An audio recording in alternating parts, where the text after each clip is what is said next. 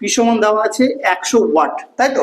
তাহলে 220 volt, 220 volt 100 P equal to 100 watt, আমাদেরকে বের করতে হবে আর। তাহলে এই তিনটের মধ্যে সম্পর্ক কি আছে? আর, ভি এবং পি, এই তিনটের মধ্যে সম্পর্কটা যদি আমরা জানি তাহলে আমরা বুঝতে পারবো অঙ্কটা কিভাবে করতে হবে। তো কিছুই না, শুধুমাত্র সূত্রটা আমরা যদি বসাই, সূত্রটা হচ্ছে P equal to V square by R. এটা আমাদের সূত্র। কি বললাম? P equal to V square by R. আমাদেরকে তো পি বের করতে হবে না, বের করতে হবে আর। আমরা কি করব? কোনাকুনি গুণ করব। পি ইন্টু আর হচ্ছে P R equal to V square, বা আমাদের কি বের করতে হবে?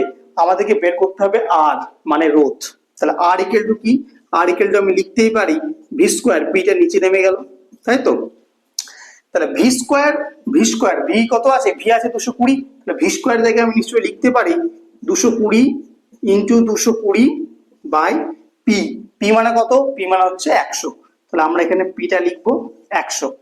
এবার আমরা যদি কাটাকুটি করে দিই, ধরো একটা শূন্য একটা শূন্য একটা শূন্য একটা শূন্য, তাহলে কত রইলো? 22 ইন্টু 22, 22 ইন্টু 22 কত হয় একটু করে নিই।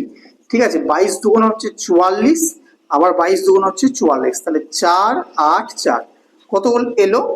484 ওহম। তাহলে ইকুয়াল টু আমরা লিখতে পারি 484 ওহম, কারণ রোধের একক কি হয়? রোধের একক ওহম হয়।